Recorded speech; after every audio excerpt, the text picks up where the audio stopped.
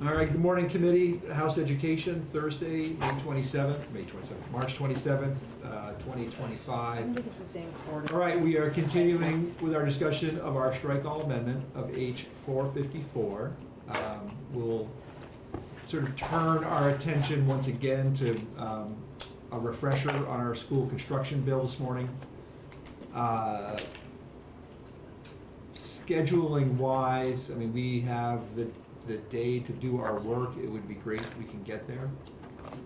And I just want to talk a little bit. We've all been barraged for days, and particularly as we sort of go down the home stretch here with lots of emails and maybe some calls and texts on all of these things. And I just think it just it goes to show that when we were told before coming here we were going to have to make hard decisions, that it's really true. I was sort of looking down the list of where people wanted to revisit in our language, and that's because each one of these is a really hard decision for everybody. I think Leanne and I are both representing groups of small rural communities, and the Articles of Agreement is something that is going to be a very hard decision. Just I'm getting to you. You're on my list here. Yeah, but you guys don't care. Chris and others are struggling with what level do we hold private schools to the same level of accountability as public schools, recognizing that they have served a long-standing function in our state. Rob has those issues as well.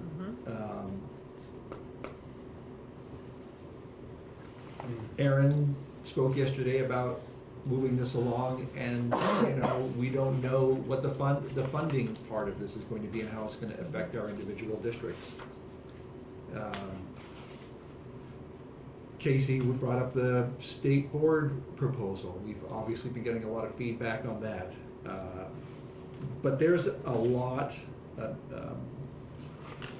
there's just a lot we are being asked to decide on that's going to be hard.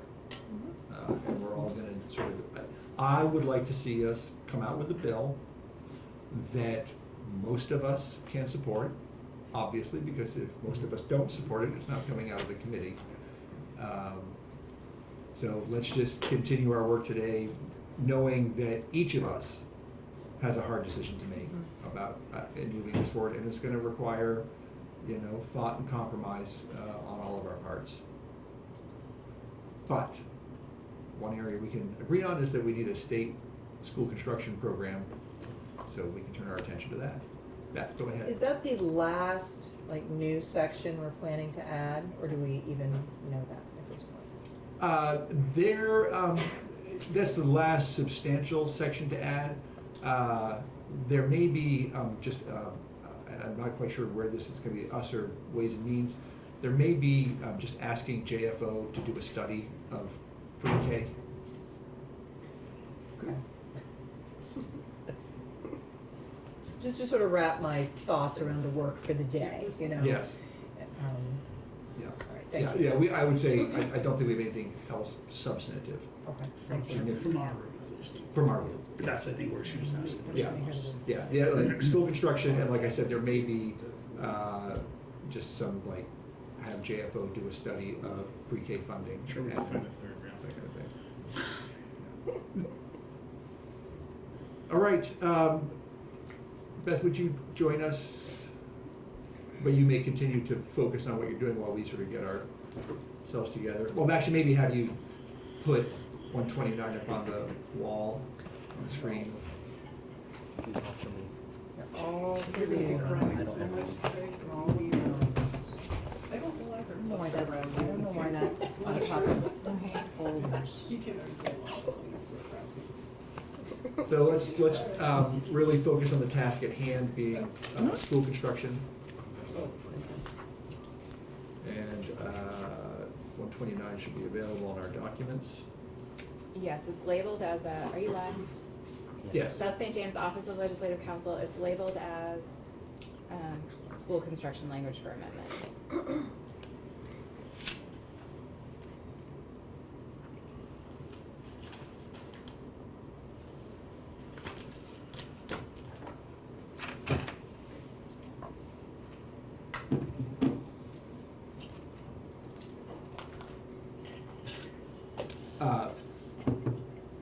Maybe just to have you not walk us through line by line, but just sort of say, okay, section 1 is this, section 2 is that, just to refresh us. That would be, I think, very helpful. Of course.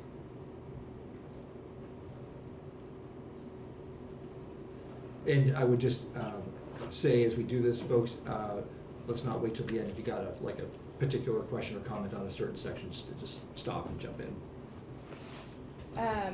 And I will say, as you know, I once was the lead on school construction and am no longer the lead on school construction. So I apologize if you've already covered some of this with John. But what you have before you is the body of H.129. I have not made any substantive changes to what was in 129, but I have added a few things that needed to be added if you want to advance this language. And I'm gonna, before we do a brief high-level walkthrough, I'm gonna scroll down just so you can see what those additions are. And that is 2 repeals. A repeal of section 3448 of Title 16, which is the current school construction program statute, which you are replacing with language above. And section 3448A, which is the appeal language that sits in current law, and this bill has new appeal language. So I believe that those repeals need to be added to give effect to what you are trying to do here. And then John cautioned me when we're all done, there is one piece of law that it sounds like he has provided some guidance to you all about considering repealing now. And I want to just come back to that briefly before you move off of this topic. So there's a statement of policy added. Do you want to go over any of this or just? This has all been in here the whole time. Yes, Yeah. nothing I'm about to walk through has changed Yeah. since the last walkthrough you've had, or from the bill is introduced. So the policy has not changed. The state aid for school construction program has not changed at all. So it would be requiring AOE to implement a state aid for school construction program. And then this section lays out what the agency is responsible for in running this program.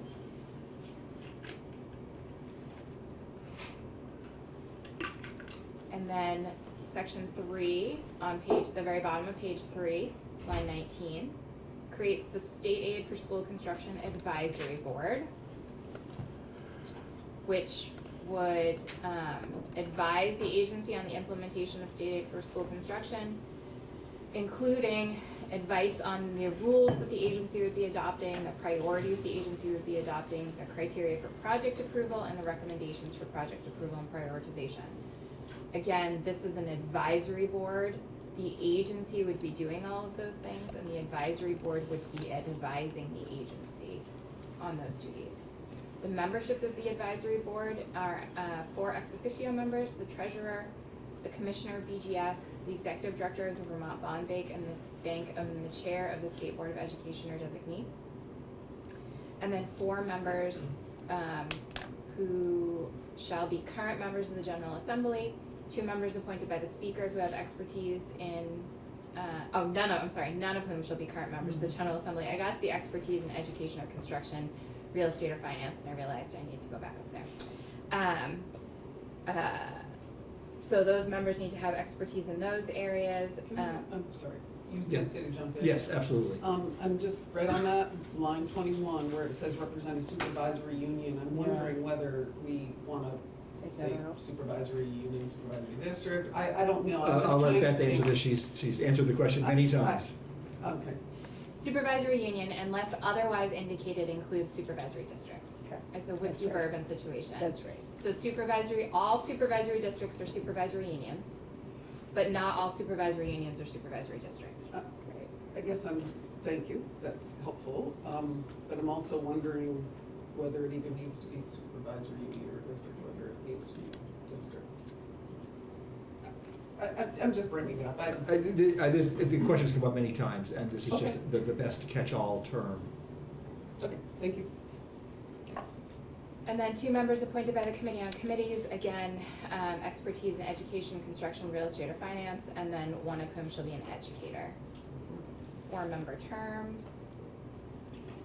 The duties, again, would be to advise the agency on all of its duties here, and those are explicitly spelled out. I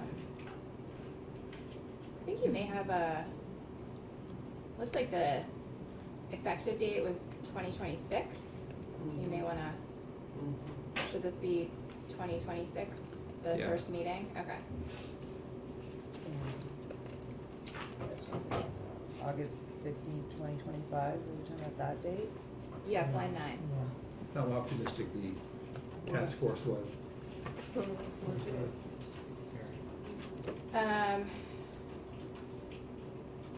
And then there's a prospective repeal for the advisory board, which is we're attempting to make standard when you're creating advisory boards like this, so that there is a look back at some point on whether the board is necessary.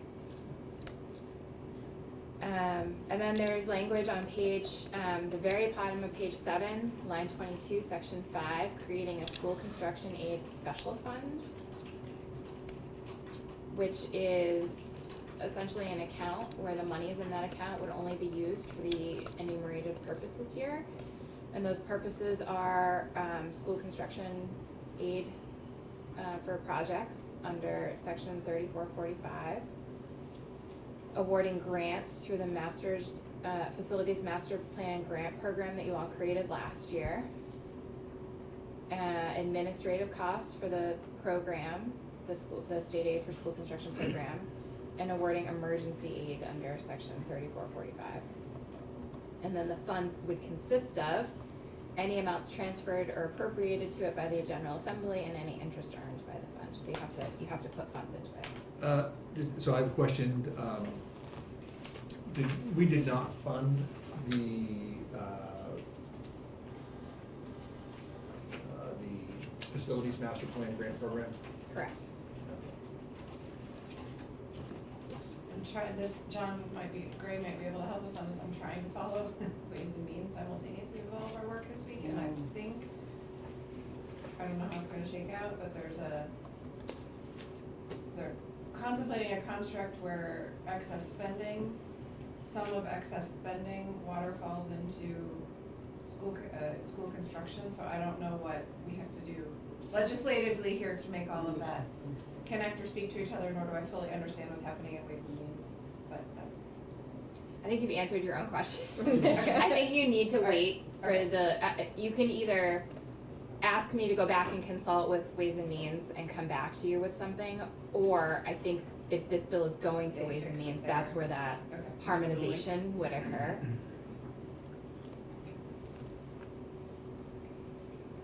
All right, so timing wise, this calls for the advisory group to be put together by August 15th. I'm not quite sure why we would do August 15th versus July 1st or. There has been difficulty in the past getting groups to hold a first meeting before August 1st.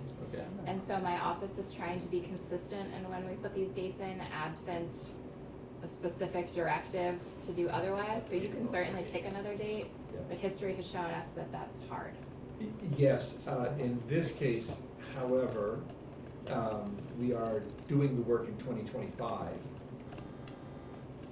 Well, you would have to make sure your effective date then reflects that, because the effective date for this bill is 2026, Okay. so none of those appointments would be made, but you can certainly change that effective date so that the appointments are contemplated or made far in advance of when the first meeting would occur. All right, let me check on that. That would seem to be, I mean, for that part of it, just the naming of the group, maybe they don't, give you as much time as possible rather than somebody saying, all right, well, so let me just, that's for the first meeting date. The creating it, like the naming of the people, can all take place in advance of that significantly, right? Not if the law doesn't go into effect Okay. until a date in the future. So if this language were to take effect on July 1, 2026, there would be no authority for anyone to appoint anyone to anything because nothing has taken effect yet. Okay, But you could, and we can do effective dates that are just for a subdivision or a subsection. So we can get creative here. yeah, I guess I would like to give as much time as Okay. possible, and just Understood. on that part to be effective. Do you want the whole, cause you can have the whole section take effect, but the first meeting doesn't occur until 2026, or do you just want the appointments to be made? I think you need the whole section, Okay. right? A body to appoint to. Yeah. Okay.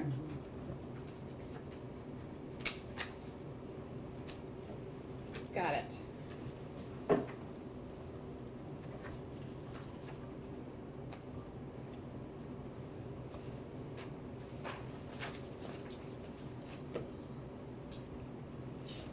And then next, there's the special fund, which may need some harmonization based on, what Ways and Means is doing. And then on section 6, page 8, line 16, approval and funding of school construction projects. This is all of the criteria that would be,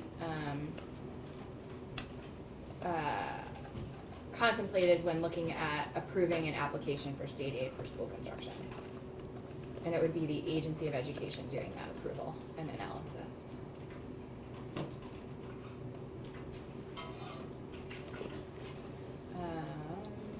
There is a requirement in here that the agency in its annual funding request to the governor include a recommendation for school construction funding.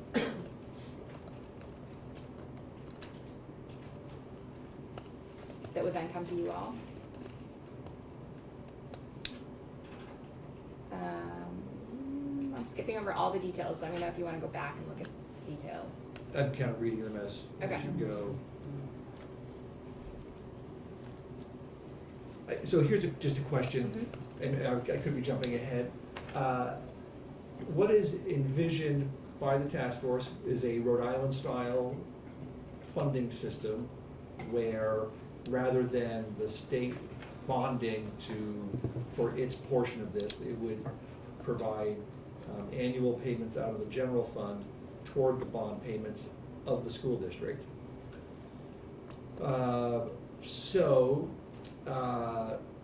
Do we say that explicitly? Do we need to say that explicitly? We just sort of say each year. There's nothing in here authorized, so it requires a district to have voted bonds Yeah, in order to actually be eligible for school construction aid. And then, let's see.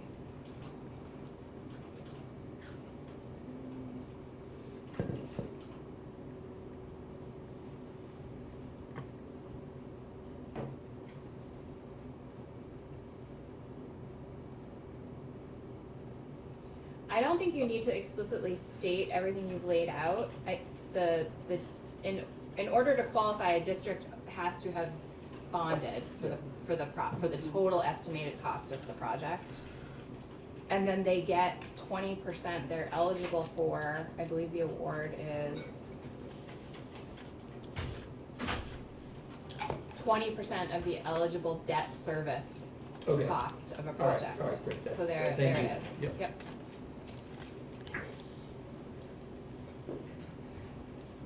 Oh, and you even define debt service, means the product of the lifetime cost of the bond authorized for the project and the ratio of the approved cost for a project to the total cost of the project, so that's the eligible debt service cost. There's a provision in here for emergency aid, and then there's an appeal section, so, a school district that is aggrieved by an award by the agency could appeal to the Superior Court in the county in which the project is located within 30 days. I just want to go back up to the emergency, and just ask our members who are on the task force, is that something that should be enacted sooner than the full enactment of the bill? Was that the intent there? I think we need clarification from AOE There's already, I mean, when we talk about the school construction program, there being a moratorium on the school construction program, it's just a moratorium on state aid. There is no moratorium, like the laws are still in place. There was no repeal of the current laws, and I believe there's already a provision in current law for emergency. It's different than this. Right, it's just the amount. I didn't know if they were looking for an immediate lift to the ceiling. I'm not sure we fund it. I tell you what, let's just keep this the way it is. We can get clarification, and when and if a miscellaneous ed bill comes back to us from the Senate, if it was meant to be more immediate, we can potentially make a change there. Or frankly, we can encourage the Senate to make this change. Yeah, Could those changes be made in one of the other committees it's gonna go to before that? Would that be a change Ways and Means Yes. could make, or Yeah, we could ask them appropriations? to make it, and we could actually, frankly, I'm thinking of our own scheduling, Yeah. we can make an amendment on the floor as Sure. well. Yep. Yeah. I like it. The appeal language, we just talked about, transfer of Read rulemaking out authority. loud. So currently, the State Board of Education owns the school construction rules. And so here's standard language to transfer rulemaking authority. So the rules that are currently in place would be transferred to AOE. And then those rules would then become AOE's rules until they are amended or repealed by AOE in a normal rulemaking APA process. And that transfer of those rules would need to be, notice of that would need to be provided to the Secretary of State and LCAR. And that's standard language when we're transferring rulemaking authority. And then the repeals that I talked about are repealing the current law that would conflict with what you have enacted or are attempting to enact here. And then the effective date for the all of these sections right now is July 1, 2026. We're gonna make section 3, which is the advisory board, effective 7/1/2025. So again, policy question for when, if the rest of these sections are, you're okay with the July 1, 2026 effective date. And then when you are ready, I wanna show you one piece in chapter 123, the school construction statute, that I think John has talked to you all about, and a decision hasn't been made Do on. we have compensation for people on the advisory committee? Yes. Question about effective date. Is it an issue having it be July 1st, 2026 because of the rulemaking moving over and that having to be, that process having to be completed? Is that a Better question problem or for not? Beth, yeah. or I don't, Should be okay? I just don't know. if you had a whole pot of money right now. Right, And we're right. ready to Right. stand up this program, I'm thinking it's I fine. think that would be more crucial. Yeah. My understanding is that you don't. And districts That's a haven't shame. formed and everything's in And so it's really flux, so, okay. really a policy decision. Yeah. All right, thank you. But Beth, that's what, I understand your question was, should rulemaking move earlier so they can get started on the rulemaking? I was just wondering, Yeah, you know, 'cause I yeah, know there's a good lot question. going on with, the states having to make some rules of Yeah. their own and changes. and- Yeah, I don't I know. appreciate the question Answer because that. it's a good one. I think legislative council's probably right, we don't have any money in it anyway, so. And we're not ready for it anyway with the transformation. Okay, thank you, just checking. Okay, so I am going to show you.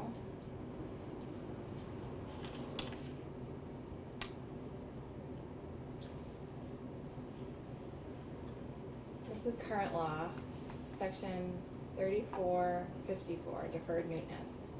No state school construction aid, so actually, let me back up. This chapter's a mess. At some point, it would be lovely to clean some of this up, but for now, the only sections, you can see a whole host of these numbers are actually not currently active, right? They're sections that were previously active and have been repealed. But anywhere where you see language like this is current law. And so the only sections you are proposing to repeal is 3448 and 3448A. You're essentially replacing those with language in this bill. Everything else remains current law, absent you repealing it or making amendments to it. My understanding is there has been discussion over whether this section on deferred maintenance should be repealed or even needs to be repealed. So no state school construction aid shall be available under this title for any proposed project or construction if the secretary finds the need for the project or construction has arisen in whole or in part from significant deferred maintenance. And deferred maintenance is defined in state board rule. My understanding is there's been discussion because state aid has been paused for so long, whether That's a fair- virtually everyone Fair question. would qualify as deferred maintenance under that state board rule. And so whether there needed to be amendments to this section or it needed to be repealed, again, if you're not standing up this program until 2026, that's something that you could take further testimony on and mull over. But I just wanted to point this out. Thank you. Anybody wanna join me in saying that probably should just be repealed, given the fact that we haven't had for almost 20 years this construction aid? Yeah. Or we can do it later. You guys are, To me, either way, honestly, I don't think having it in there, if the secretary doesn't use that ability, then repealing it would be okay. I mean, we have an advisory committee that would be looking at each project and saying, well, you know, this should only get 10% because it's, But I do agree that deferred maintenance isn't really a factor, it shouldn't be a factor, this is, the whole state is on deferred maintenance at this point. I don't know. I mean, that is sort of what we asked, why we did the whole facilities inventory, to understand in detail our deferred maintenance, so. I'm trying to think through the implications of removing that. we also don't have to do anything since the program's not standing up Yeah. till, so rather than make a snap decision now, which I have a tendency to think is a great idea, maybe we'll put that off. Okay. And that's it.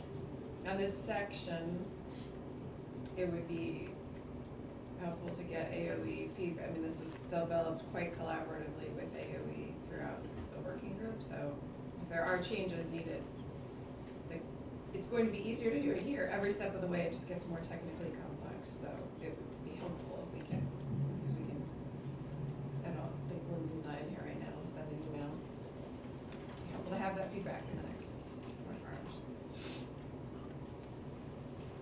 Yes, agreed. Might be a little challenging, since the deputy secretary who does this is in Washington learning about everything. Yeah.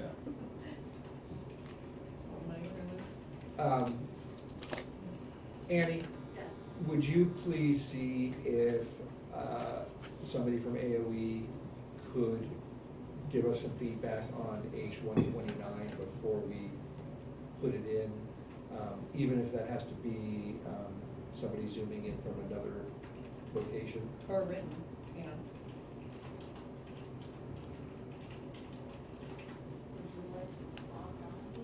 Bob will be fine.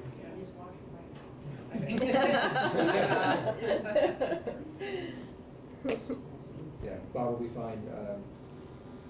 If he's not comfortable, Jill would be the next likely person.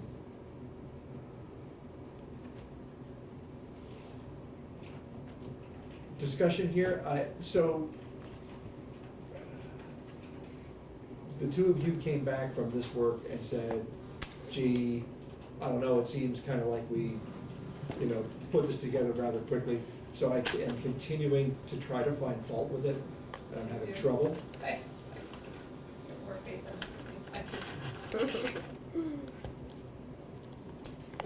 The, I mean, the rubber meets the road on the money and the defining of the prioritization. which is a job for the Right, advisory which committee. we're not doing, so that's, Uh, it's your favorite way to. Yes. I would also, I might say that because the implementation for this is not until July 1st, 2026, that should things that were unknown or unimagined or based on further thought come to fruition, we have another legislative session to make modifications to it.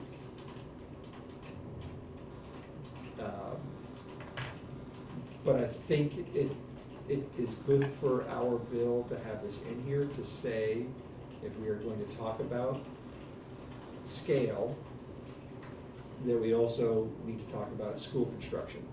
And it sort of puts out there, we've talked about it, and now if people are serious about scale, it needs money.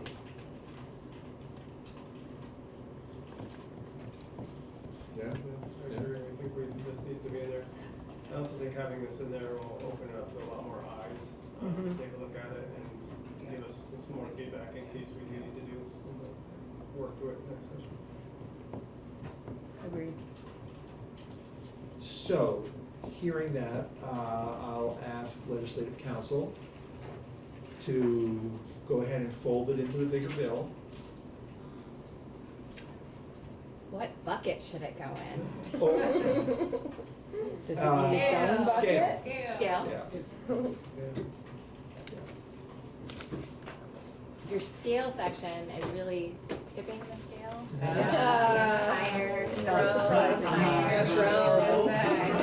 The It biggest could have its own- challenge / its own opportunity bucket. that we face. We need to start it with an actual scale.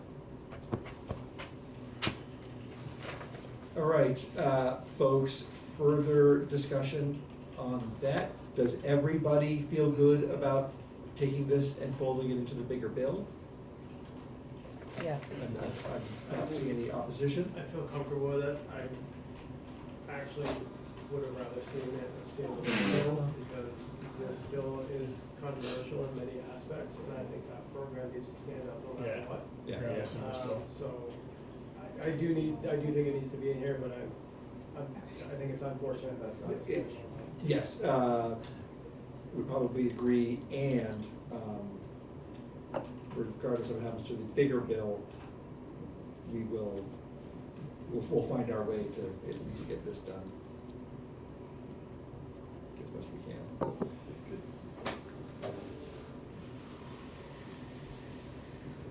Okay, all right, well, I'm not gonna give us a break, because we've only been in here for half an hour.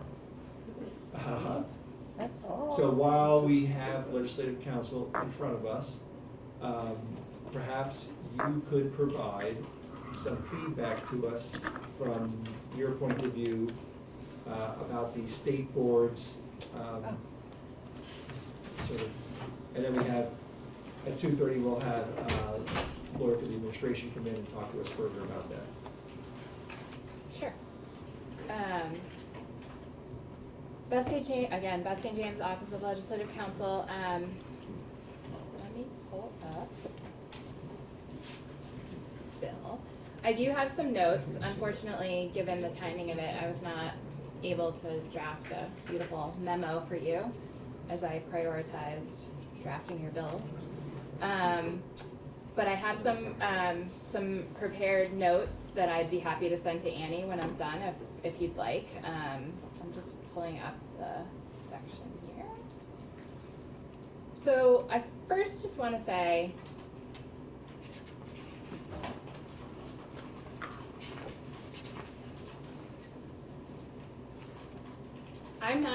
you are the legislative branch. You are the policy-making branch. My job is not to push you in either direction for a specific policy decision. It is to make you aware of your authority so that you can make those policy decisions.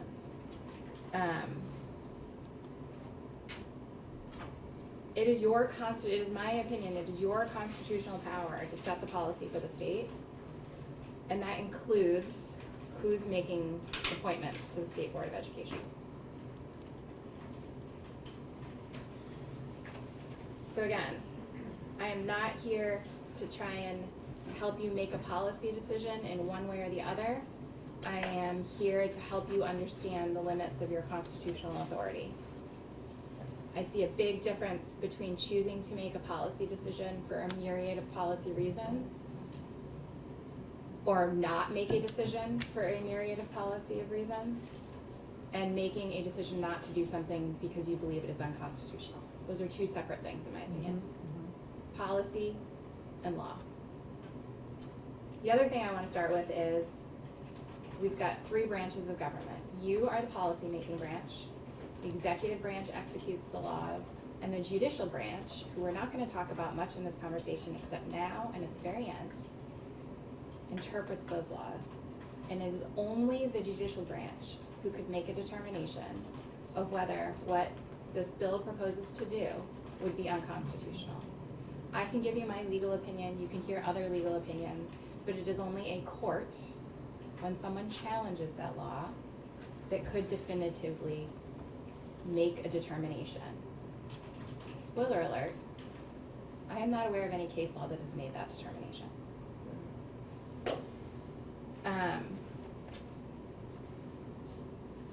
So let me look through my notes here.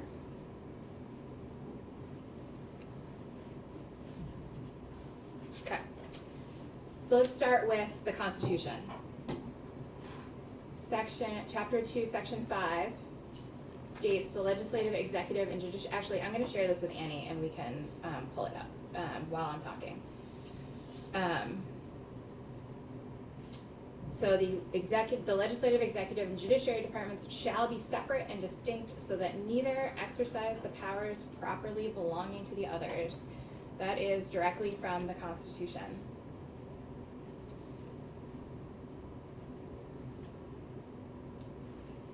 Annie, it's coming your way. Briefly stated, the legislative power is the power that formulates and enacts the laws.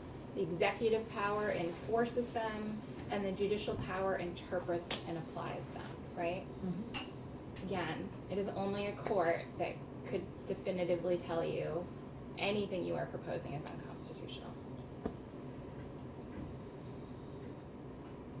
Chapter 1, Article 5 states the people of this state by their legal representatives have the sole, inherent, and exclusive right of governing and regulating the internal police of the same. This is your police powers. This provision is commonly referred to as legislature's police power, and that means the General Assembly can pass laws for the general welfare of the people and is itself the judge of the necessity or expediency of the means adopted. You are the judge of the necessity or expediency of the means adopted. You all have practically absolute power. The Constitution is not a grant of power to the legislature. It is a limitation of its general powers. Your power is practically absolute except for constitutional limitations. So if the Constitution doesn't tell you you can't do something, and a court has not told you you can't do something, what is the natural conclusion we can draw from that? You can do it. You can do it. For now. Say that again. You can do it. Until a court. And even then, it depends on which Right, court. right, it does. And even then, sometimes the courts don't get it right, but we have to follow what they say. Annie, would you tell me when it's up so I can share my screen? Yes. Thank it you. is up, currently. In like 10 seconds. Okay. So that's your power. You have pretty much absolute power, unless the Constitution or a court tells you otherwise. And the court, anyone want to guess what the court is looking to? If it is going to tell you whether something you have done is Constitution. exactly. So it's really the Constitution we're looking to. It's the Constitution the courts are looking to. What about the governor? What powers does the governor have? The governor, and I'm reading right from the Constitution, and I'm going to bring this up right now so we're all looking at the same thing. And again, apologies, this isn't some beautiful memo with a lot of prose. I can do that.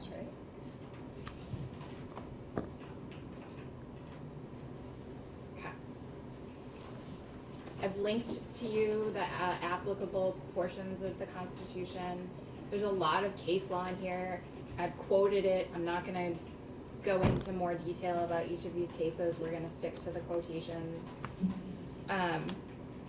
Governor. The governor shall have the power to appoint officers, except where provision is or shall be otherwise made by law or this frame of government. Who makes the laws? We do. So unless the Constitution indicates a specific entity has appointment power, the legislature, as the lawmaking branch of government, has the power to decide who or what entity makes appointments. You created the State Board of Education. This is not there are some states where the State Board of Education or its cousin is a constitutional body. That is not the case in Vermont. The State Board of Education is a statutory body. You write the statutes. The appointment process for the State Board of Education members is not in the Constitution. What's the check on your power? Constitution. Not in there. Therefore, it is up to the legislature to decide the appointment process for the State Board of Education.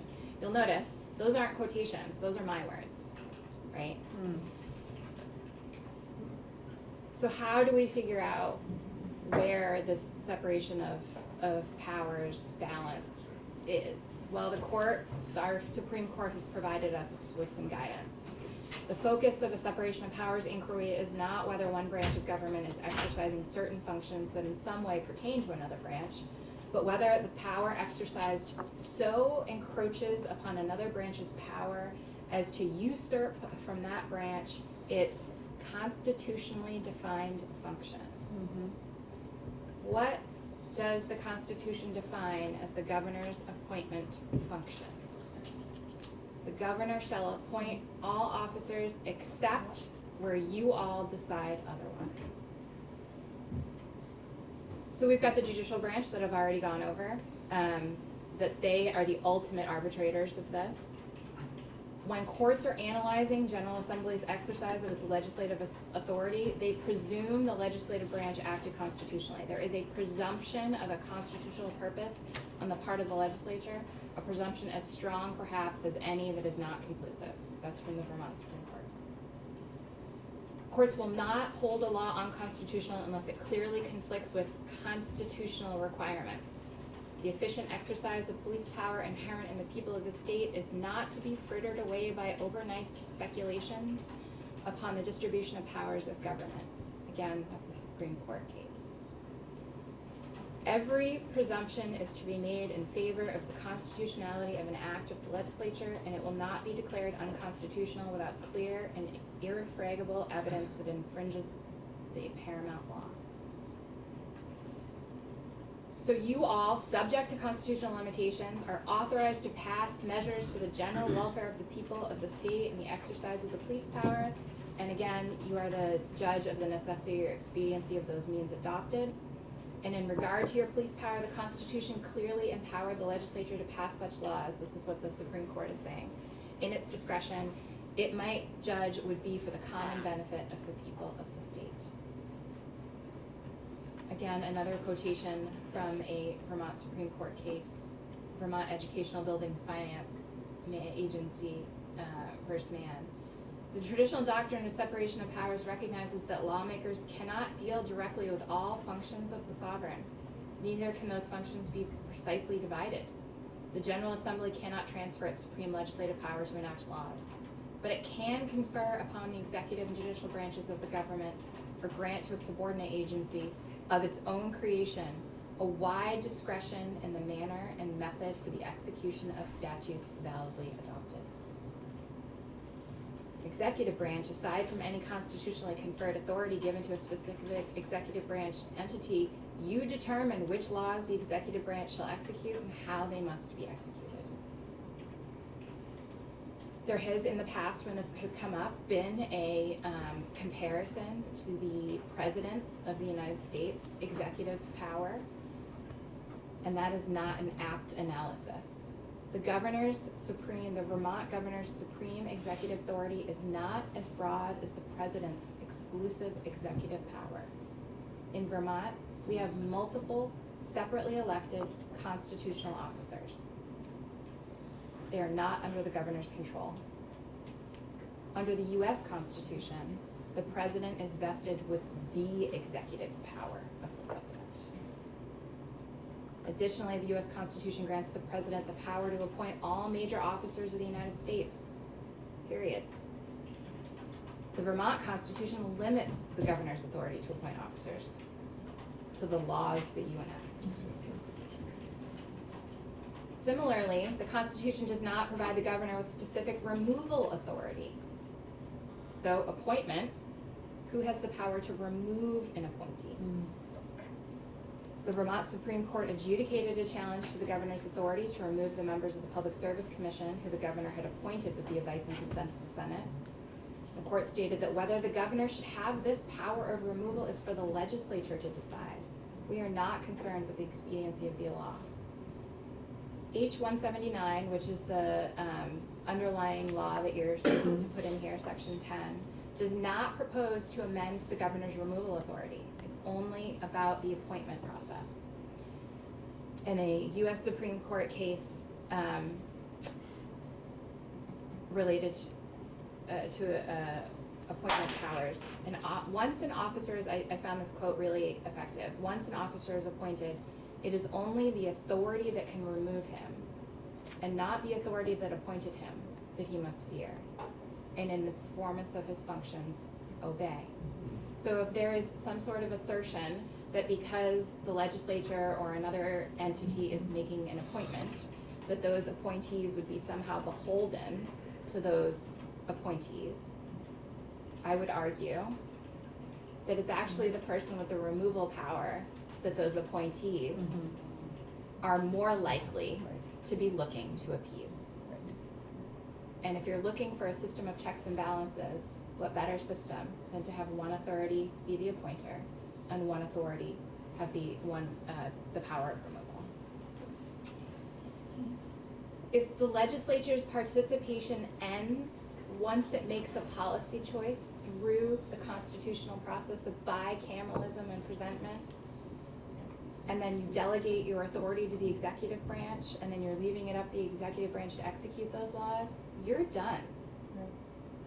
There should be no concerns over your intervention or another entity's intervention into executive branch decision makings once those appointments are made. The legislative process is ended. The governor has the power to remove those board members. The authority for the, there's also been discussion about rulemaking and that being an inherently either executive or legislative function. The executive branch, the authority for the executive branch to adopt rules is statutory. It is not constitutional. There is no inherent constitutional authority to adopt rules. Rulemaking is a power delegated to the executive branch by the legislature. There are several other boards or commissions in the state with non-governor appointees. I've linked to their enabling language here. Commission on Women, the State Ethics Commission has no governor appointees and no legislative appointees. The Racial Equity Advisory Panel, the Vermont Working Lands Enterprise Board, the Vermont Climate Council. The State Ethics Commission does have rulemaking authority. And I've just ended with this. Ultimately, it is only the judicial branch that may determine whether an action by one branch of government constitutes a usurpation of a separate branch's constitutionally defined authority. And I've put that here underneath all of these current boards that are currently functioning, because I started with reminding you that it is only the judicial branch that can make a determination of whether an action you are taking or a law you are enacting is unconstitutional. And to my knowledge, there has been no challenge to the makeup of these boards.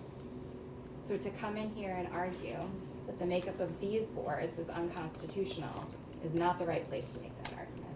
The right place to make that argument for a legal argument is the court system. This is perhaps, depending on your viewpoint, the right place to make that argument from a policy perspective. Thank you. You're welcome. Always enjoy going to law school with our legislative council in limited doses.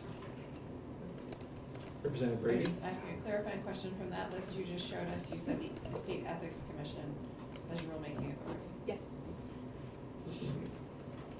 But remember, rulemaking authority Right, it's not in the Constitution. correct. We can,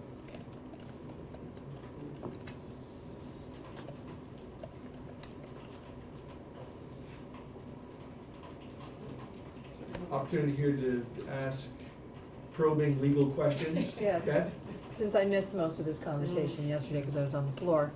So, the way we have 179 folded in now, the appointments, many of the appointments are shifting from the governor to a different appointment authority. But the removal authority is still the governor? Correct. In the version, yeah. So others may appoint, but the removing authority still for the board is the governor. Correct. Okay, thank you.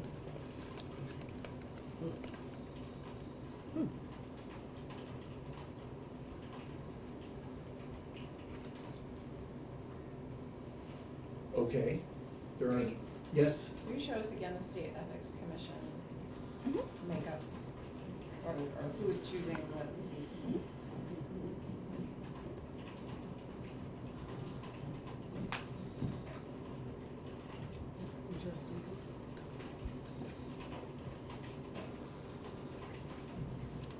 This is the State Ethics Commission enabling section.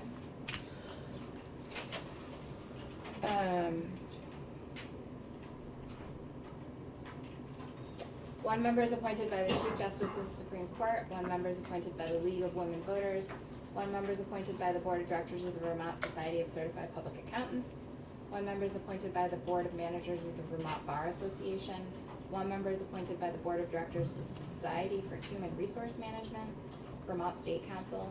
One member shall be a former municipal officer appointed by the Speaker. Oh, I'm sorry, I misspoke. There are 2 legislative appointments. There's no governor appointments. And then one member is a former municipal officer appointed by the Senate.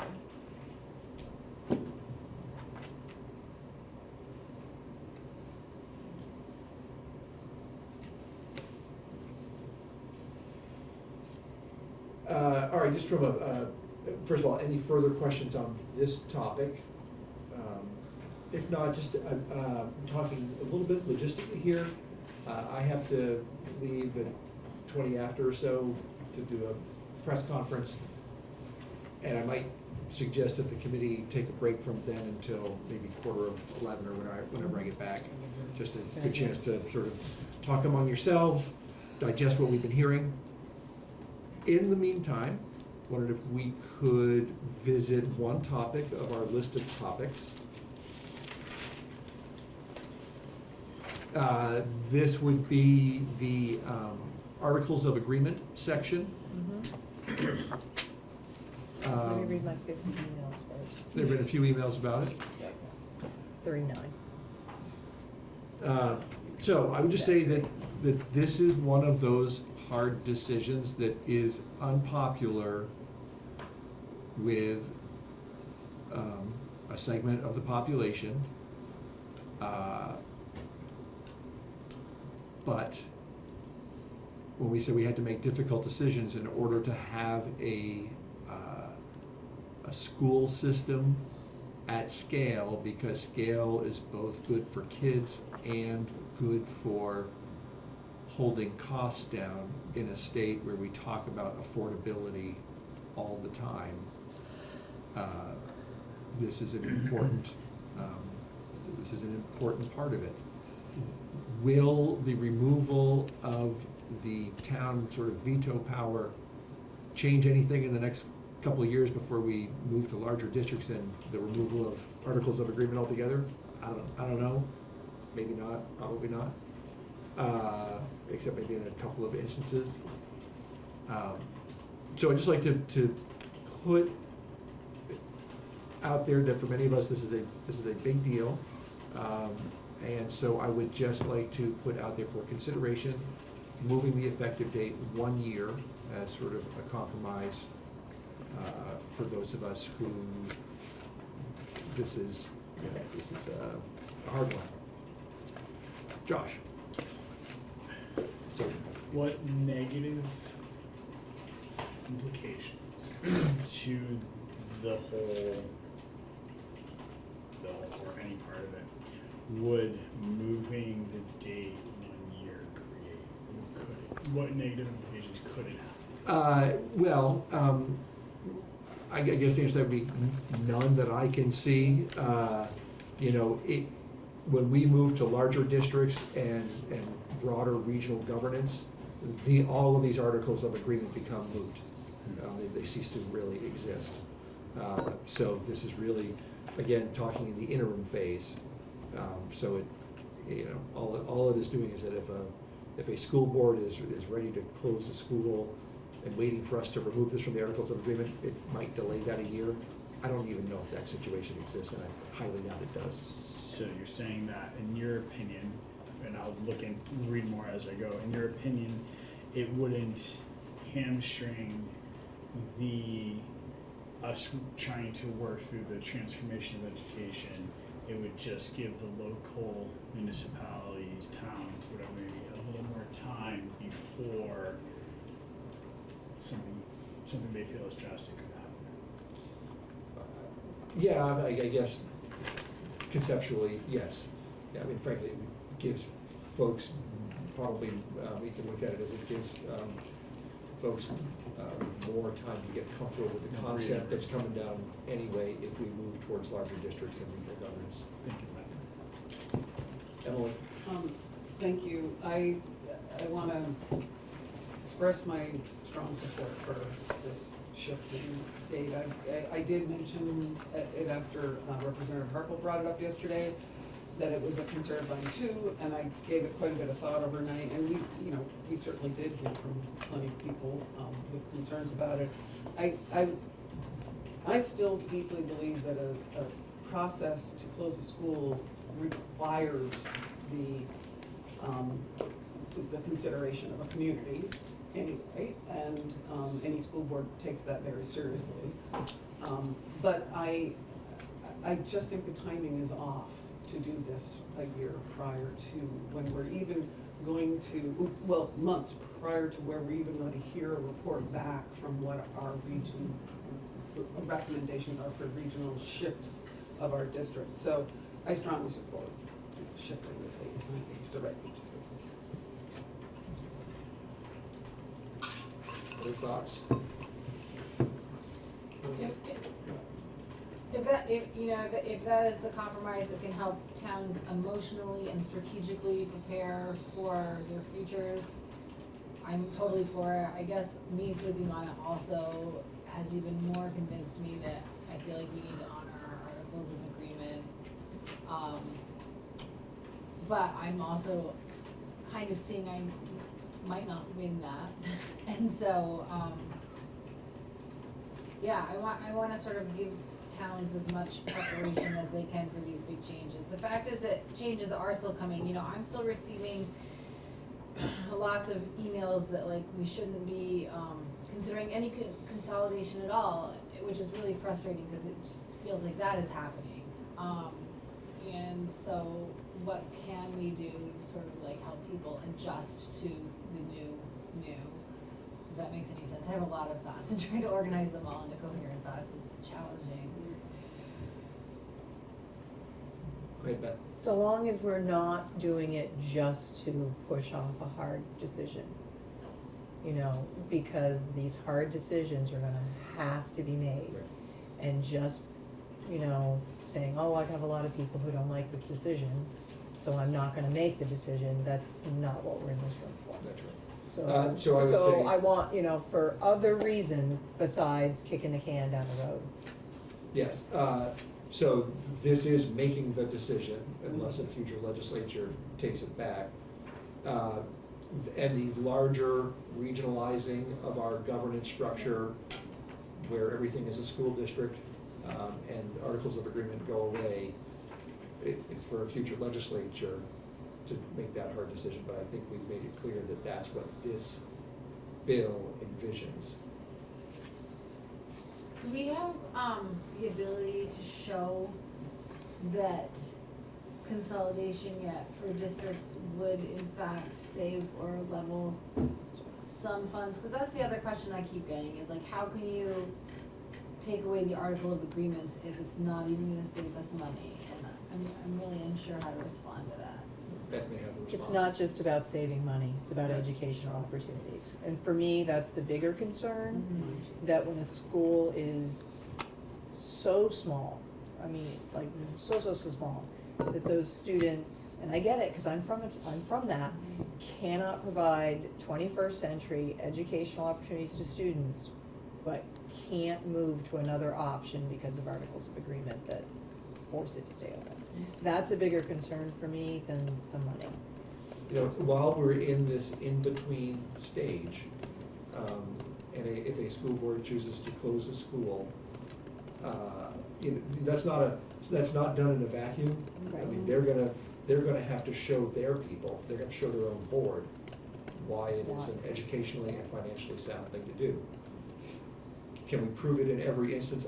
I don't know. It would be anecdotal, but we could look at Montpelier Roxbury, and they saved $2 million. And provided students with more opportunity. And didn't fire any teachers or staff, didn't have to rip anyone, we brought them all over. Yeah. That's good. Yeah, I think, you know, a reality in the world is that we have such attrition right now that generally. There's lots of openings.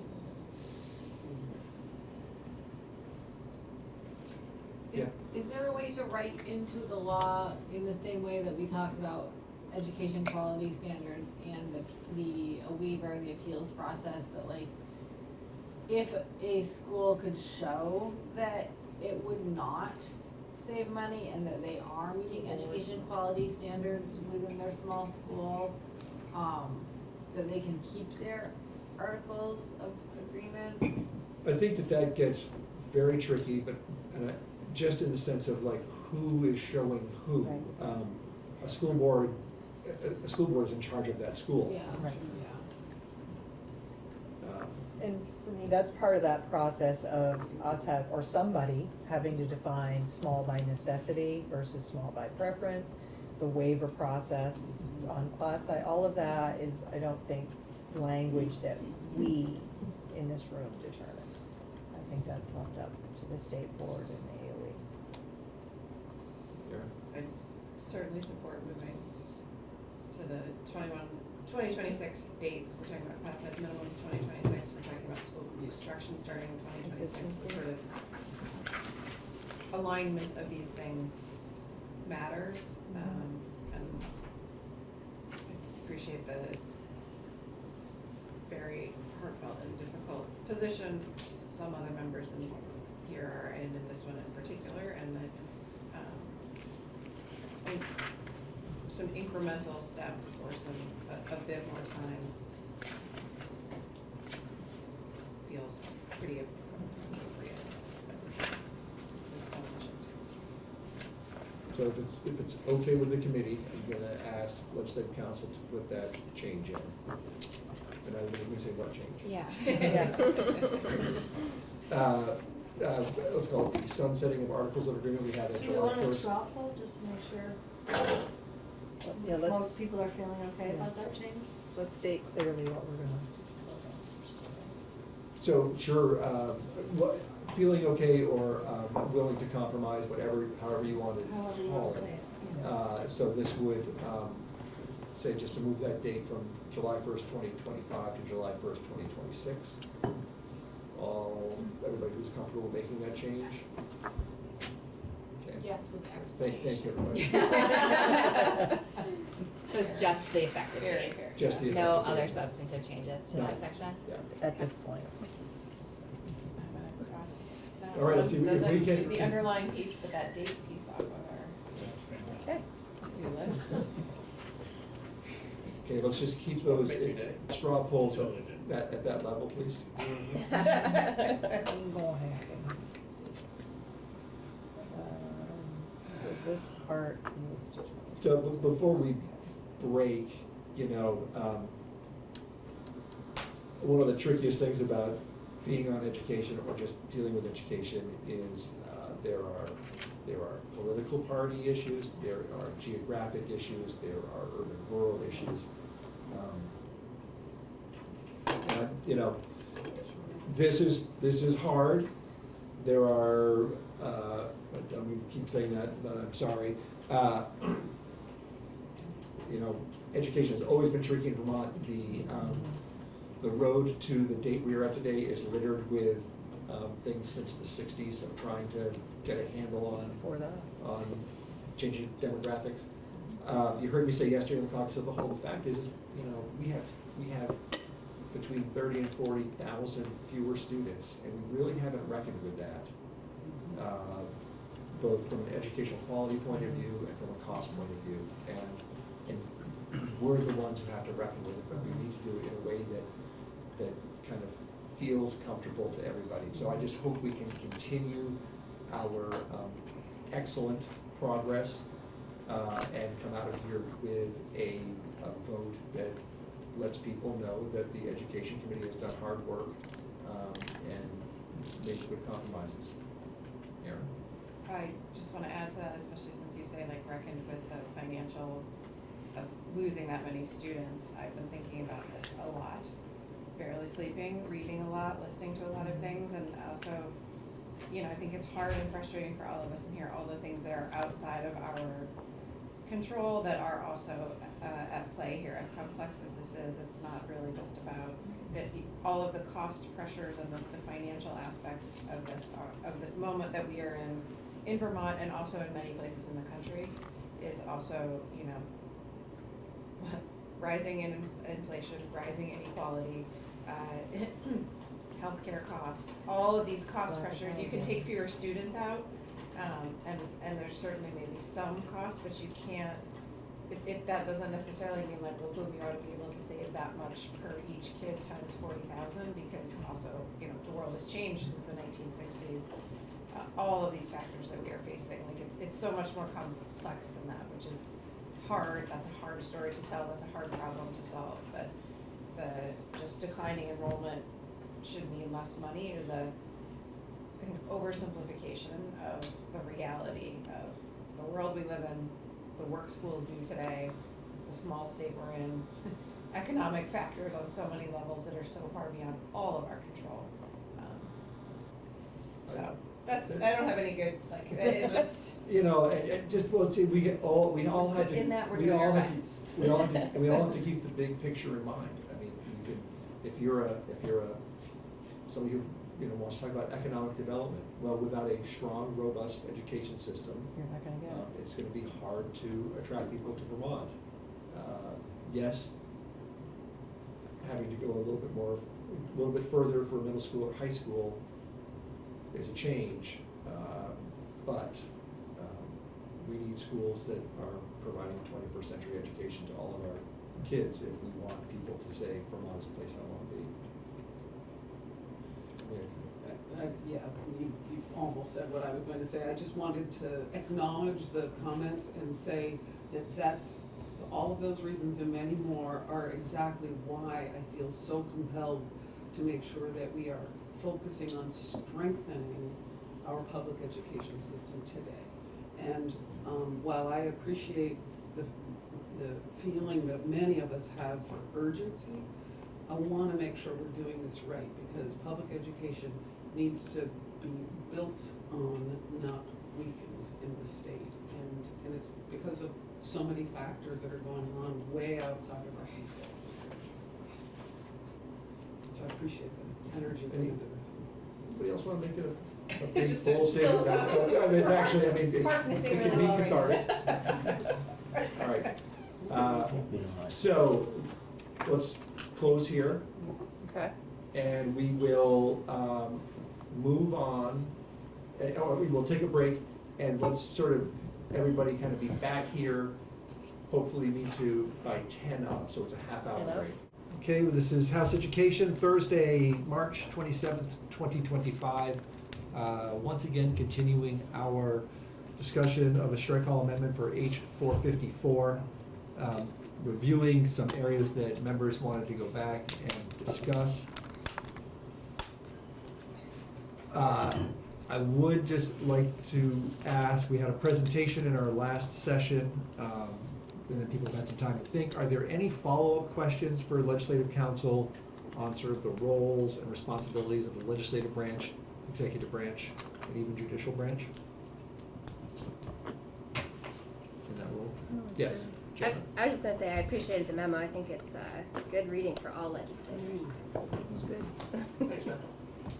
Pleasure. In our last session, we also seem to have put some finality on school construction and folding that in during the time that we've had off, our little break here. Any further thoughts on that before we kind of say, good job, team? All right, why don't we then, so this is me searching about for easy topics before we spend our time talking about difficult topics. Look at your list again. There's not a lot. Well, I've got a small one, and I'm gonna bring it out, and then I'm going to, if people are interested in bringing it up. So, our, small team of, boundary subcommittee, there just has been some conversation about, should we say,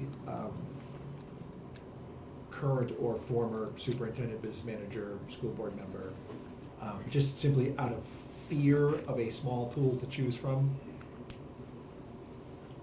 understanding that the decision is ultimately up to the appointing entities. I tried to push for that, yes, I agree. Why the pool? Say that again, please.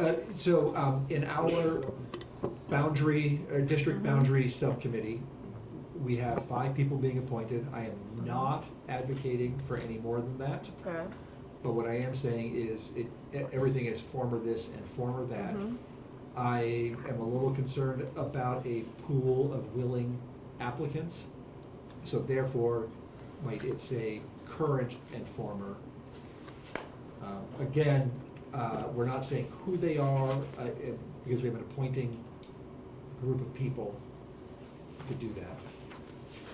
So I may get outvoted on it if we do that, but I go back to not just impartiality, but the appearance of impartiality. So I am not comfortable saying that they can be currently working individuals. I would like to stick with the former language. Yeah, I'm not, Just saying. I'm not pushing for this, but I do sort of worry about saying we want this group of people to do it, and then you don't quite get the group you want. Could I maybe add a different word then? But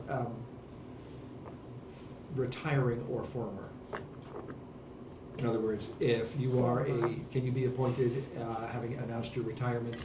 Oh. Just a thought. Emily?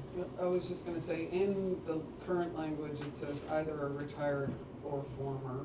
I don't remember that, but that's a change.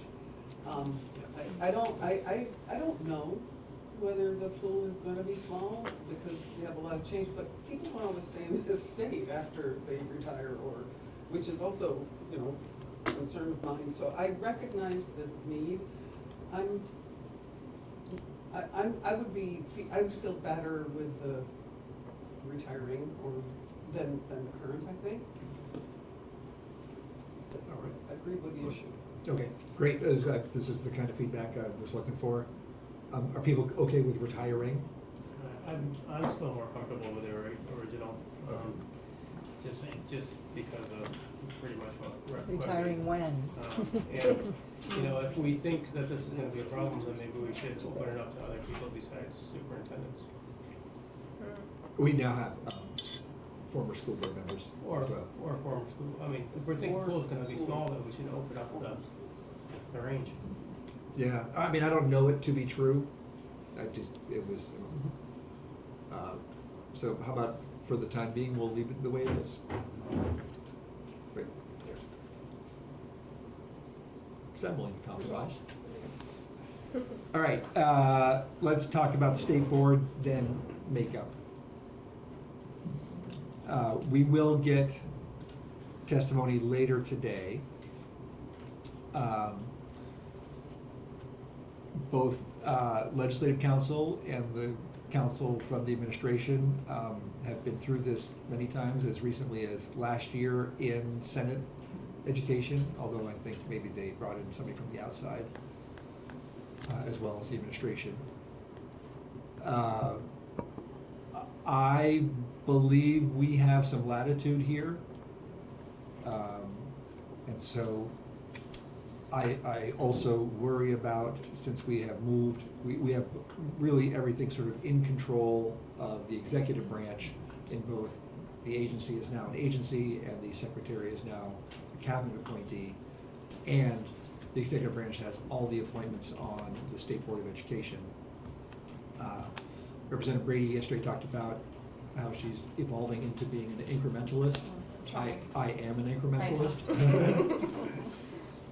So I would like to throw out the idea that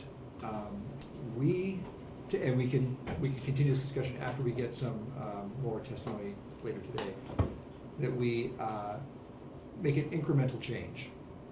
And that would be to just say simply that of the, how many, 10 appointees? 11 now. 11 That also appointees, makes it although I Currently thought it was it's 10. Current is Current 10 is 10. plenty. Yeah. We're really looking Plus- at 8. It's the secretary and 2 kids and 8 more. Okay, so it's 8. It's 8. Thank you. That we give 2 of those picks with no definition of who they have to be, to one to the Speaker of the House and one to the Committee on Committees in the Senate. It is a small incremental change that I would say would allow the opportunity to have a little bit more balanced representation on there. All, of course, depending on who the governor is, who the speaker is, and who's on the committee on committees, if this, going in the future. So again, you look like you have a question. Clarifying, Yeah. this would be to change how it currently is, or change it on the amendment, or the whatever, the 179 version? That's what I'm trying to pull up what we have. This would, I mean, we currently have it in our 454. Right. Or I am suggesting a different set of, a different way forward, Okay. yeah. Which would be, it would simply say, governor gets 6, well, you got the secretary, 2 students, governor 6, other 2 legislatively appointed. So keep the change that it goes to 11 instead of 10. Because it's currently 10. All right, let's get finality on that question. We have legislative counsel here to explain exactly what it is. Beth St. James, Office of Legislative Counsel. I'm just gonna pull up the current statute and we can look at that. So I'm hearing you all talking about making changes to the current statute. Yes. Okay. So I think that's the cleanest place to look.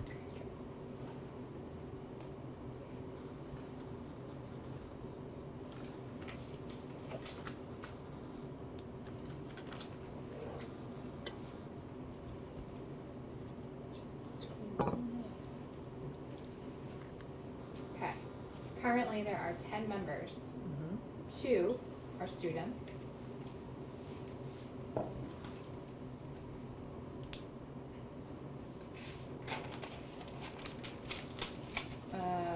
And then the rest are governor appointees. And the secretary serves as a non-voting member. Secretary serves as a non-voting member. Yes. Okay. And So one of one the of the students students. is non-voting. Yes. But one is voting. The junior member is Is not. non-voting, and then in their second term, they would become a voting member and a new member. That's theory anyway.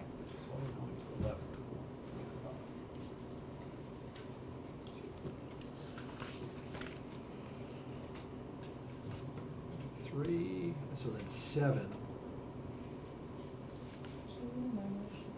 7 are sort of everybody else to make 10.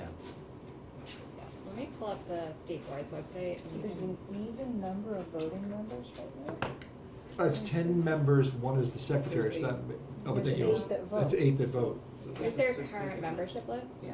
Yeah.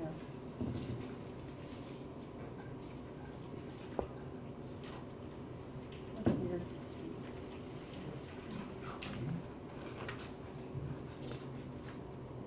So it's actually the state board is made up of actually 11 members. 9 of them are non-voting, sorry, Okay. 9 of them are voting. Okay, 1 is a non-voting student member and 1 is the non-voting secretary. okay.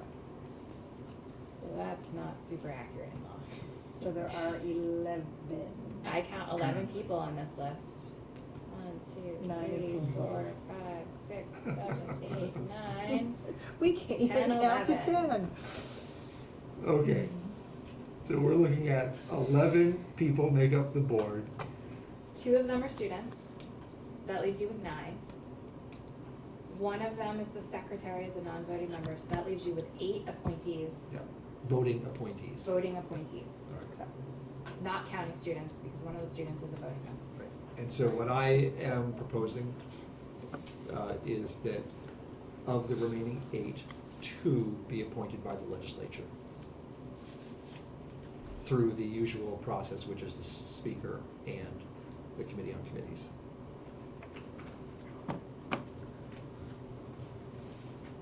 Kate, you had your hand up previously. Can I make a different proposal? It's a democracy. Okay. I would propose that of the 8 left, that the governor chooses 4, and that the other 4 are chosen by the field, Vermont NEA, BSA, BSBA, and BPA. To ensure that we have people from the field representing public schools on the board.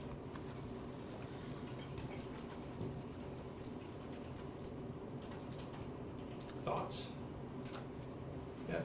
And again, I was out of the room yesterday, but I'm struggling with something going in at this point in time, just at all, on a bill that's going out tomorrow, that we have not really had testimony on, and we might have a little bit today. I'd rather leave the entire section out of the bill than have to put something through that has not been thoroughly vetted and had testimony from all sides. I'm sensing agreement over here to my left. Yeah. I would Just say the we've had timing of it. extensive testimony from the field. I don't think So, so. hang on, let's go, Chris. I agree again with Rep. Quimby. I think I'm struggling with this section, for several reasons. The biggest one that I have right now is because we're dealing with, in 454, we have enough controversial stuff that we're gonna pull from there to deal with. This is something that's been a controversy for a while now, but we're looking at putting it into a bill that we're hoping that will pass. Why are we adding more controversy to a bill that we're hoping will pass when we have plenty of it? We have plenty of controversy to deal with. So, I mean, that's where I'm struggling right now with this whole thing. I was bringing forth my idea as a way that I would not call it controversial. We are the legislature. The idea of having a couple of members of the state board appointed by the legislature, to me seems appropriate. And I would just say, especially as the legislature is putting in place all of this education transformation work. And as we, the legislature, are asking the state board to come up with some pretty significant pieces of policy. I appreciate that. I don't know if I'm completely there with Chair, your proposal. I've got to think about it. Like, I think that's what we're saying is kind of throwing it at us. I appreciate that. Why I like that over the other one is because the speaker and the committee on committees are elected and accountable to the people. I don't think the other ones, the 4 Bs, would be accountable to the electorate. That's why I would urge against that. So I do appreciate Chair Conlon's proposal on this. I don't think that going after the state board right now within this bill structure, I don't think it's where we need to go as a committee. I would love this section to be just taken right out. To me, this is a poison pill, and I think it will be, I don't want to speak for the administration, but I'm pretty sure that this will be something for them to not like as well. Yeah, and I guess one thing I would just sort of say about mine is that, just in reaction to your comment, is that it does, we don't know, it will sort of follow the political direction of the state. Because it could be a different party in the legislature, in the governor's office, and in the Senate. So I sort of, and it's a 11, what did we come up with, 11-person board? And I'm only talking about 2. And it does seem to me that, the legislature should have some say in a board that we are endowing with some significant rulemaking that we are asking them to do. And I'm not looking for a decision now, I think only fair to wait until after we have testimony later, but I just want to put out that conversation with Representative Brady. I think just procedurally for us, that the testimony piece will be hard, and that this is one that's more about politics and your kind of belief on things, rather than, like, I think we can all get our, more than we can have somebody come in and give us numbers and, like, I don't know that there's any testimony that's gonna, this is a bit more of a, like, political/policy call, like it helped for me to hear that sort of, delineating statutory versus constitutional. I think, I'm hoping that we can make some incremental change in terms of what is the problem we are trying to solve, is to say, how can we stabilize the political winds of our system, regardless of who is in the governor's seat. And I wasn't here in 2012, I don't know how I would have voted. I'd like to think I would have not voted to make the change then, but we're all here now, none of us were here then for that. But I'm certainly think that we are, in the construct of this bill and the sort of future state we're envisioning, a strong, independent state board is going to be really important. And I think it's a part of this whole, it's not a sort of, in my opinion, it's not a like opportunistic, it is a part of this whole package, because we're referring throughout to the state board, the work that we're gonna have them doing. And we're also giving more rulemaking to the agency. We're giving all of the school construction rulemaking to the agency. We are, there's a lot from the whole frustration about sort of local versus state, there's a lot, I think, more power, or at least authority, kind of coming together between the state board, the AOE, at the central level here. And so as much as we can ensure that that is representative and diffuse enough not to be solely in one place, I think is really important to the overall package of everything that's in this bill. The state board is going to be an important part of how things move in the future. And I think having 2 of those be from the legislature allows another set of eyes on the makeup of the board. So, for example, if it all of a sudden becomes very Chittenden County focused, or Mayo, or whatever, it allows sort of the ability to adjust that in a small way from the legislative side of things. There's also currently 0 That's it. frustrating. Emily, then Beth. So, appreciate the suggestion and the conversation, frankly, about especially around the spirit of compromise, because that's what we do. I personally, no one's gonna be surprised, I haven't changed my mind about how strongly I feel about strengthening the State Board of Education and its role in the state, to support our public education system. So frankly, I would prefer that we appointed 4 as opposed to 2, but I probably can get behind the 2. I am fine with it being, if it were the 4, I'd still be fine with it being from the committees and the Speaker of the House. So I respect that compromise as well. I think we could turn everybody into an incrementalist. I do think Representative Tuke had a point, you know, with the elected position. And I Yeah. think that that's something. Beth? For me, just to organize my thinking around this, is made up a side-by-side would really be helpful to me. And maybe, here's what currently exists, here's the Conlon proposal, the CAM proposal. And maybe I need to do that myself, because just seeing exactly what the layout is of those positions, I think would really be helpful in my thinking as to where I wanna go with it. Yeah, I mean, we've all received a few emails about this. And I know there's a lot of call for the field to be better represented and all that. I honestly feel like I'm feeling a call to have the legislature better represented on it as well.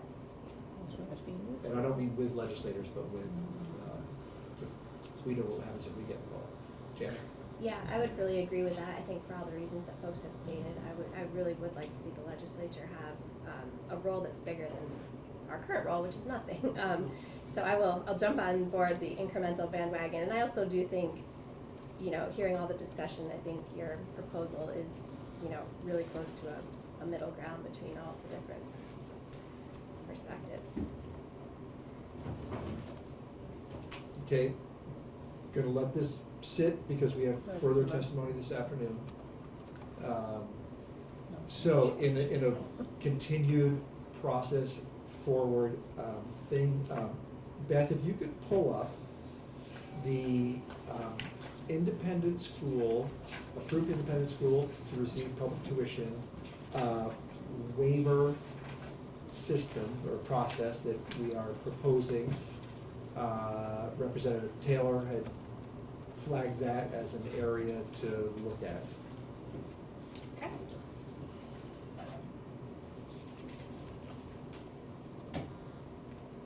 And I should say that there have been changes made since yesterday, and they're all highlighted in yellow.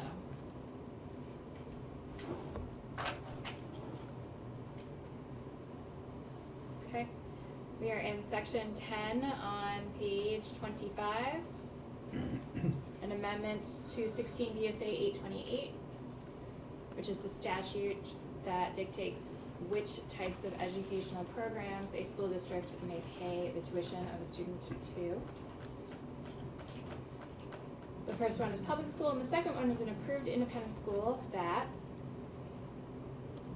is located in Vermont, is approved by the board, has at least 51% Christian students, and on page 26, line 4, complies with the minimum class size requirements contained in subdivision 165A9 of this title, which is the Education Quality Standards Statute, and that is the class size minimum subdivision and state board rule.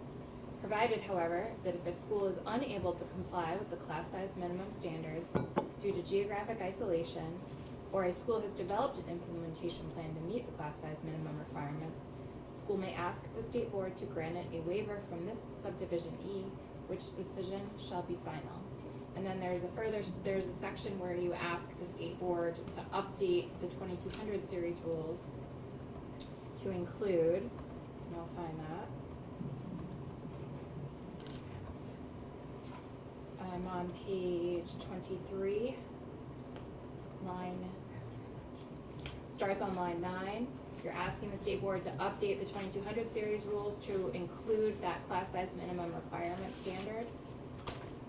And also, the amendment shall also create a waiver process and a process for review by the state board for failure to meet the class size minimum requirements and corresponding actions the board may take for such that should be non-compliance.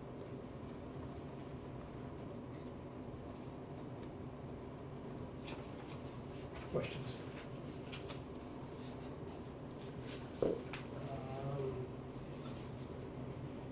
I think, my concern was that if we're gonna ask that they follow the same standard, then they should have the same equitable waiver system. So, and that doesn't tell me that they're going to. And that's a very hard thing to dictate to a about an independent, right, with it being an independent school. You were gonna say something, sorry. I was just gonna say the parameters, this bill does not ask the State Board of Education system to develop a waiver process for public schools. It just says, if you're geographically isolated or you have a plan, you can apply for a waiver, the state board makes the decision, and it's final.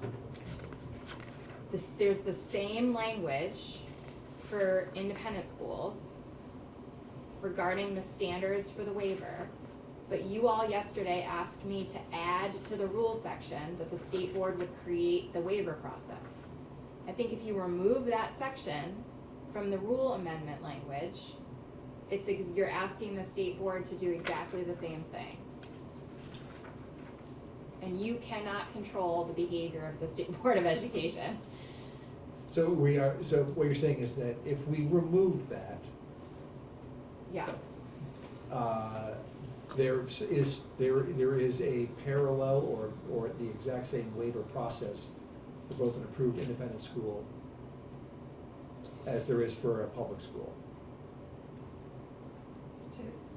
To the extent possible, because they're operating in different Right. series.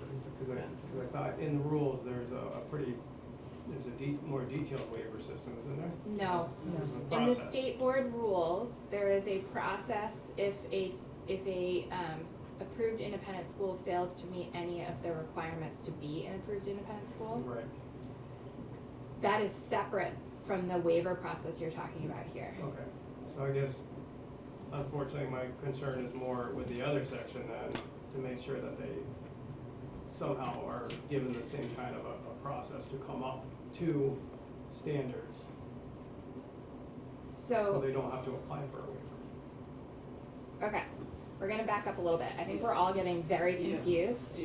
And if you give me a second, I'm gonna stop showing my screen and I'm actually gonna pull this up and we can look at it side by side. But you're gonna have to be patient with me while I do that.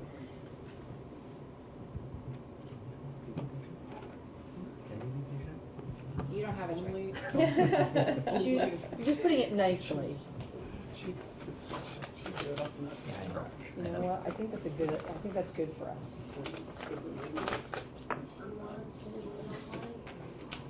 Okay, so, This will be fast.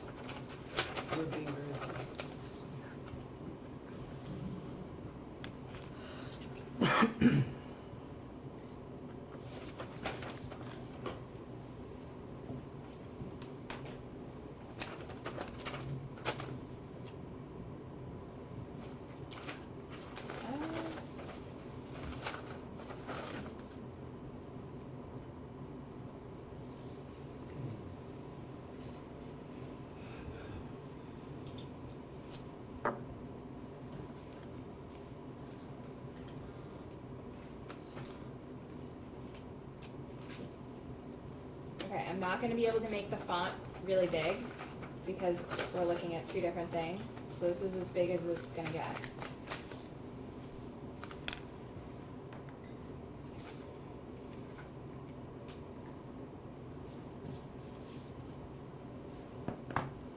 And I'm sharing my whole screen instead of a program. So please someone yell if you can see something that you know you shouldn't. Okay, so. I should see everything. Let's see. Okay. So here's the language for approved independent schools on the right, on the right. Okay. And then here's the language for, this is all the class size minimums that everyone needs to comply with, and the exceptions. And then here's the waiver language on the left. This is public school on the left, independent school on the right. So if a school board determines on the left that they're unable to comply with class size minimums standards due to geographic isolation, or the school has developed an implementation plan, the exact same language over here, due to geographic isolation, or the school has developed an implementation plan, the school may ask the State Board of Education to grant it a waiver from this subdivision. We have not added the language about the state board defining what geographic isolation is. see the independent piece, but you could do that. The state's, which decision shall be final, the state board's decision shall be final. So that's the only difference, The, that piece of language in there about defining. yes. Should- There was, you all asked yesterday to add something to the requirement that the state board update the 2200 series Mhm. to require a waiver process. You have not done that for the public schools. You just say there's a waiver. So if you wanna make them the same, you need to make a decision on whether or not you want the state board for both public and private schools to come up with a process, or whether you think this language is enough. I think this language is enough from a legal perspective. But if you wanna give the state board more direction on what that waiver process should look like, legislative intent behind their rulemaking, your delegation of your legislative duties, right, your authority, then, and you want it to be the same, then it would be asking the state board to update the 2000 series, the EQS standards, and the 2200 series, and using similar language for what that waiver process would look like. Does that make sense? Because we're just talking about waivers, we are not talking about failure to comply. That's a whole separate process. And that, I guess, when I spoke yesterday about a waiver section, that's more the section I was actually. The failure to comply? Yeah, so I Okay. apologize for that, but that's the section that I was thinking about. Like, there's obviously a timeline given to a public school, a significant amount of a timeline to come up to compliance. And I wanna make sure that that would still be factored into an independent school. So the way that, this is my understanding, right, I am not in the field, I am not a member of the State Board of Education, or an employee of the Agency of Education, just your legislative attorney. My understanding is, so for public schools, let's see, the secretary has to determine every year if public schools are meeting educational quality standards. For approved independent schools, my understanding is it's a 5-year renewal process, and no one's out there looking to see if they are meeting all of those standards in that 5 years. So practically speaking, if you made no changes and you just said, state board, use your current rules to make sure that class size minimum requirements are being complied with, it is likely that that's not gonna come up to the state board's attention until every 5 years or longer, depending on their schedule. So, you can build in, we can absolutely build in and say, the process has to mirror the timeline under subsection B in section 165 for public schools. That's gonna be a shorter time frame, I believe, than currently would exist. So they get, that 5-year mark comes up and they are identified as not complying with class size minimums. Then, You are asked, yep, go ahead, sorry. I'm trying to kind of work this through in my head as I'm speaking, so it's probably not gonna formulate correctly. So you're saying there's still no guarantee, because it's likely. Guarantee of what? That there won't be repercussions, or they wouldn't get the same timeline that a, public school would get to come to compliance, if they're identified. I can't guarantee you anything. And I would just like something in there that would, come to as much of a guarantee to an independent school, that if they're identified, that they, would have a significant timeline. You know, I understand that maybe they're not looked at for another 5 years, but that doesn't necessarily mean that that's really what's gonna happen. I can show you what's in state board rule now for investigations, so,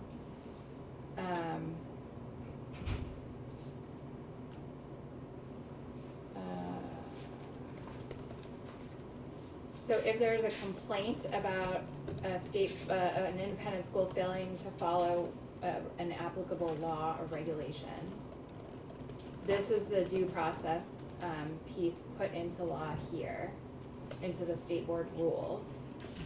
And,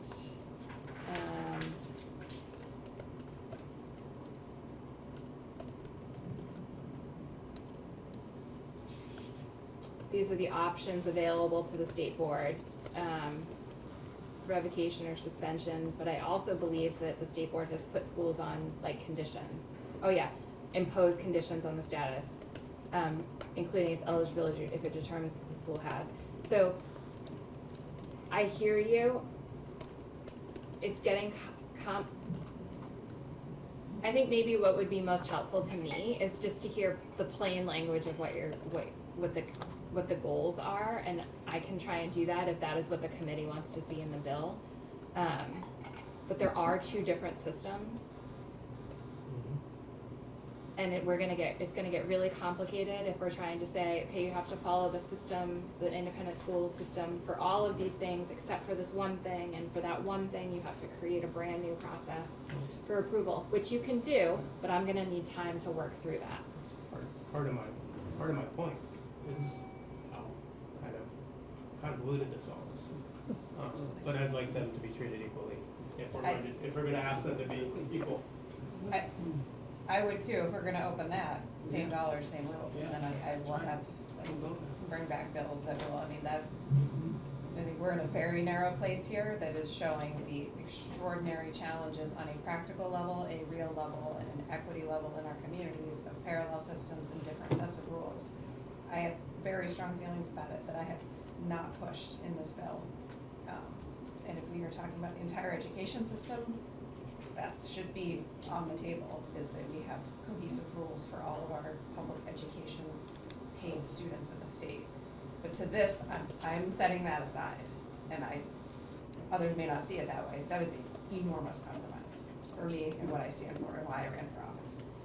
This, though, if we go to this narrow thing that we are trying to address, which is class size minimums applying the same as best we can in parallel systems, unless we want to have a discussion about same rules for all of our kids and all of our dollars.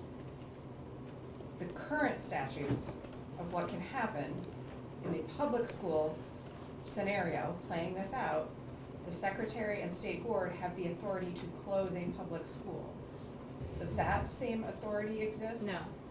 So, I mean, if we wanna talk the same, then that would be the same. I don't think that's where people in this room want that conversation to go. Some people in the room want that conversation to go. So, the converse is that we're creating more probability that something could happen where the state board and secretary could close a public school, and that authority does not exist for independent schools receiving students, taking students on public tuition dollars. So the inequity still exists. I'm gonna stop because I know I need to re-regulate So, myself. I gotta step out and Chris and I need to take over, because I have to meet somebody. Nice But try. I'm gonna share a little bit of the frustration when we get ourselves twisted up in these knots, and you think of all of the things that we do not ask of independent schools who take public dollars. As I said yesterday, there are many things that stick in my craw. No open enrollment requirement. No requirement that you charge taxpayers and private payers the same rate if it's lower. You know, there are many things, and we are, there's gotta be a certain amount of expectation if we are going to continue to have schools that are independent, but are mainly serving the role of receiving public dollars, to have at least some sort of equity. And I'm sharing Erin's frustration, but I'm also sharing that I'm not saying we need to go there. Right. But there are certain things that we are asking of public schools that probably it needs to be a little bit more equitable. I don't consider what is proposed there, even if we were to pull the waiver process, to be frankly burdensome, especially when you're talking about a 5-year renewal process. but hold there, I got, Chris, you are now in charge, do not vote anything out. I'll see you guys all over at the luncheon. Josh, you got your, So I think I'm trying to clarify your ask. somebody please. So so currently in the proposed language, it's a 2-year process for the public school to get where they need to be before any formal decision is made by the agency. Am I paraphrasing that correctly? If you don't meet them for 2 years. So if they get cited for not having the proper class Two sizes, they have consecutive a 2-year, And they have a 2-year. like, So- it's a 2-year average, but then they have 2 years to get in line. Does that sound right? If a school fails to meet the standards or make sufficient progress within 2 years following the determination, the secretary shall recommend to the state board one of the following actions. Okay, so, Chris, are you asking that from the time the independent school is cited for the violation, they get the same 2-year that the public schools are getting? That's, yes. Okay, so that's, I'm just trying to make sure that, I thought I had an answer to what you were saying, so that's, you know. Somebody else in there? Leanne did. I mean, Purple. I guess we're where we need to be now. The point that I was gonna make, I guess I'll make it since you called on me, is that it was presented to me in a way that made sense to think about equity this morning, which was that if we're not gonna have the rules be the same for everyone, why not take away all the rules? And then that really highlights why we actually have rules, right? Because think about what rules you'd be taking away. You'd be taking away licensed teachers, you'd be taking away like a whole bunch of things that Peter just listed off. And then I think once they're gone, we realize, oh yeah, that was a really important rule. And so for me, that's just another way of thinking about it that highlights why these are important, not just sort of whether or not it's fair.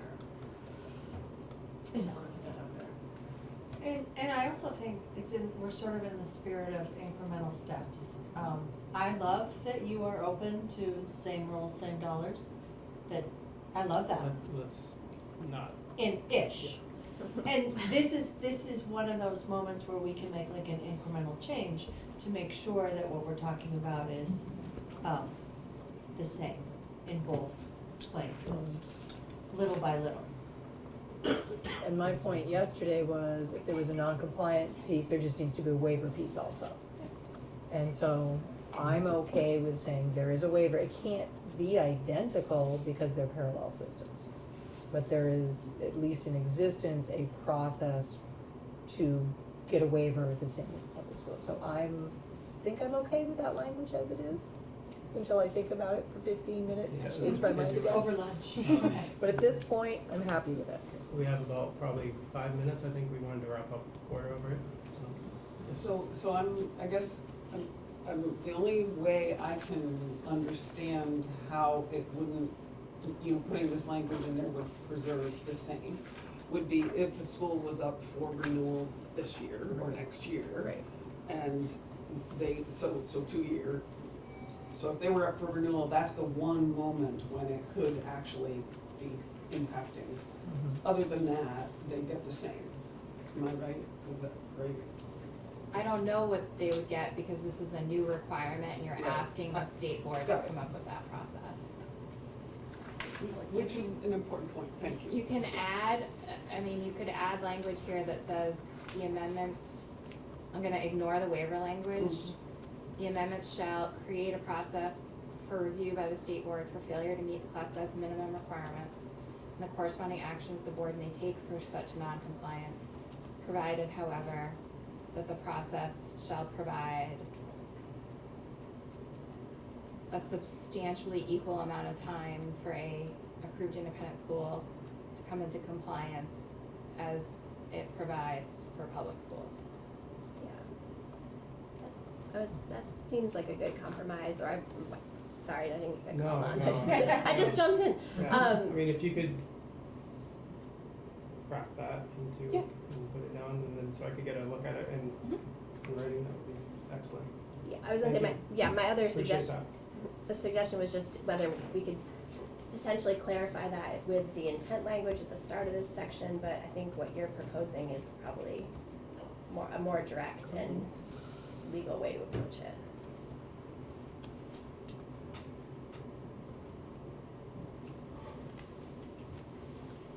Okay, we have absolutely no time to take up any other subject right now. So why don't we call it here and come back ready to do it all again? After